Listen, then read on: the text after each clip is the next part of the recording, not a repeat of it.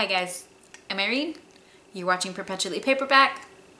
And buckle up, because I got some tea to spill today. I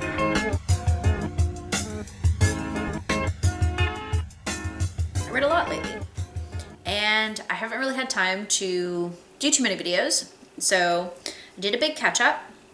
That is my April-ish wrap-up.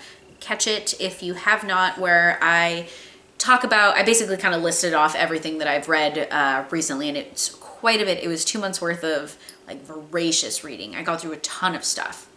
In this video, I'm gonna talk about everything I disliked. And some of these, for whatever reason, are super popular. Honestly, sometimes I'm like, where is everyone's head at? What am I reading that they're not reading? And why are these the things that are getting suggested on my For You page? That is the real question. I don't know who needs to hear this, but I don't like that shit. Or, well, I mean, I guess you don't know. Who knows? Here we go. All right. So, what is the first thing I disliked aggressively? Jade. Let's talk about the Greenbone saga. Everyone, for whatever reason, is on one about the Greenbone saga. I just didn't honestly find it that interesting. I thought it was, it basically is a fantasy story where there's a magic structure that is centered on people that are able to wield Jade. Ultimately, it was political fantasy. And the reason I say political fantasy is because it ultimately is a turf war between factions. I just wish it was more interesting. There were some characters I liked, some characters I disliked. And while it wasn't outrageously predictable, it also wasn't that good. I don't know. I don't really get what everyone was getting out of that. People were calling it that it was just so fantastic, and it was fine. It wasn't poorly written by any means. It was fast paced. At least there's that. At least no one had to suffer through something that long. It is definitely one that, like, yes, it is a setup. So there are certain things like that in the first one. I understand that. I read the second one, Jade War. I kind of had the same feelings. Am I going to remember this later? Probably not. Is it a huge standout? No.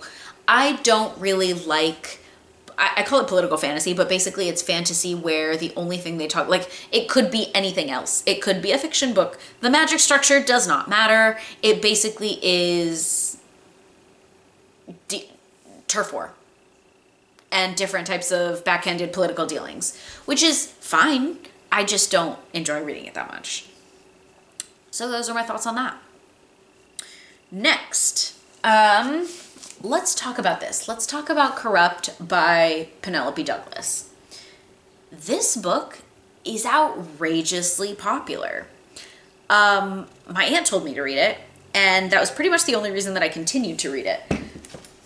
I really wasn't enjoying it, and I think, okay, so this is romance where it's basically alpha male, and I really don't like that, actually. That is not my jam. So actually, for that matter, I will say the only good thing is that I learned a lot about myself and my reading tastes. So thank you.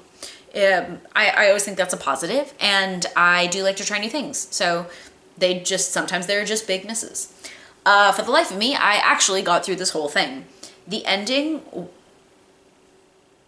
actually for that matter, the beginning, the middle, the end, there wasn't really much of a plot structure. It's basically, it follows this group of dudes that are, and they all live in, this is like Gossip Girl, but like a fucking weird Gossip Girl, where it's like, you have to, like, for them to live in this world, you clearly have to suspend any and all disbelief of reality, because there is no reality in this. It's also like, all of the characters are insipid, like, they're all awful. The only positive thing I can say is that the spicy scenes, some of them, fantastic. However, I just also don't find attractive that, like, oh, I treat everyone like shit except you. That's not attractive to me. How about just don't treat people like shit? How about just, like, don't be a fucking asshole? None of these, like, they're all also just like, they're like rapey, they're weirdly incestuous, they're like, where they go in this book is like fucked up, but without any like, it doesn't make any fucking sense. It's just like, let me just put shit in there to put shit in there because it's like they took Chuck and Blair from Gossip Girl and then they like put them in like the back. I don't know. It doesn't even make any sense. 3 of them ended up in jail for something that are like, it's like they got framed, but why are they, the whole thing did not make any fucking sense. And then this other girl who like, they basically spend their entire time plotting to like ruin this girl's life for the prison thing. But then it turns out it wasn't even her, which was like very obvious. And they neglected to do almost any research, actually for them or any research. And then they throw in just like weirdly aggressively spicy scenes that are just kind of confusing. But like, here's the thing though. The internet loves this book. Why does the internet love this book? I don't know. I wish I could pull it up. Let me see if I can pull up. There's an let me call out this absolutely fantastic review that could not have summed this book up better. This is Jonathan's review on Goodreads. Let me just call out some points of it that I think are actually super accurate. Another girl with no personality. Dude whose love language is violence, and 2 guys with no personality. Also, a pedophile. Does your man even love you if he doesn't freeze your accounts, burn your house down, and then try to gangbang you? Definitely not. This is why all my relationships failed, because none of my exes ever wanted to go to the extra mile. Yeah, that pretty much says everything about the book. Needless to say, this was not for me. I think it turns out I have issues with contemporary romance, or like, I mean, on top of that, it just also wasn't written well. Like, you know, if you want to read trash, read trash. Like, I am not going to be the person to judge you. I read trash all day, and I fucking love it. But, like, at least make it good. I don't know. I don't know. All right, next. The most unpopular opinion of them all. I read It Ends With Us by Colleen Hoover. Pointing. It's gonna be here. Let's put that away. Why does the internet like this so much? See, this is why I feel like I'm living in the freaking Twilight Zone. Okay. This was another one my aunt read, and she was like, I think you should read it. There's a couple things that I'm just gonna call out right away, and I'm gonna give you spoilers all day on this. So if you don't want that, don't, so stop here. If you care to go down this road, don't, but let me tell you why. Okay, so not only is it like, you know what it felt like? Okay, I did this group in high school, mind you, that was about domestic violence awareness. So by the way, the book's about domestic violence. And I think to some extent, I actually rated it a little bit higher on Goodreads just because the authors know, I think, like, I don't know if you know, but this book is essentially the author wrote because it kind of is an experience that she's kind of telling the experience of her mother in a domestic violence relationship. So it is something that is very personal to the author. And sorry, I'm going to be so rude right now, but let me tell you how I felt about the book. So, knowing that it's about domestic violence, I did this group in high school where we went around to classrooms and we talked about the cycle of violence, and we would act out these little skits in a very, very basic portrayal of the cycle of violence. Literally reading this book felt like a high school case study of domestic violence. There are certain things that I think, just character-wise, that I just think were really weird, and yeah, that's just what it felt like. Like, it felt like everything was that, like, the plot wasn't good, the story wasn't good, the girl's name was, like, something Bloom, and she owns a flower shop, like, Lily Bloom, and she owns a flower shop. Right there, I was literally like, gag me. Fucking gag me. The guy's name is Ryle. If this is your name, I don't know. I'm sorry your parents hate you. I don't know what to tell you. So the guy's name is Ryle, and then the other dude's name is Atlas. Actually, Atlas I liked a lot more, but I digress. Anyway, the way that that she talks about, like, first off, the way that she meets people in her relationships, she needs to figure out some shit about herself, because, like, let alone that. And then, like, certain things about the relationship, like, she meets one of the dudes on the roof, and of this, like, at one night when they both had a really weird, bad night, and, like, they just developed this relationship all of a sudden after, like, you're a stranger on a roof. You were creeped out about him 10 seconds ago, and then all of a sudden you're into it. Like, they get, and then she kept using this, like, naked truth. Just call it a fucking truth. And then it was like this, I don't know.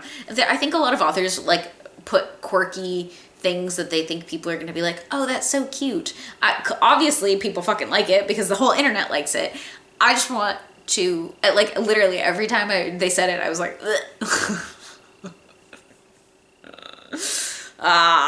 okay. So then there's a lot of things that take place in this book, and like, the only way to describe it is people don't, in everything that I'd seen online and on the internet and on TikTok and Instagram and stuff, where people really, really talk this book up. For whatever reason, I was under the impression, I didn't really know what it was, and I was really thinking it was a love story. I wish someone would have told me it was just a story about a domestic violence relationship. That is not necessarily about love, though I think love can be involved. Yeah. The best way I can say is that it felt like a poor caricature. There are other books about domestic violence that I think are incredibly impactful. I think they're absolutely, everyone experiences things in different ways. And if this book touched you, don't let me shit on that experience. My experience just wasn't good. I don't think it resonated. I don't think it was well written. And I think if you're going to explore themes of domestic violence, or themes of, or anything dealing with the cycle of violence, I think there's better narrative fiction as well as nonfiction in that area.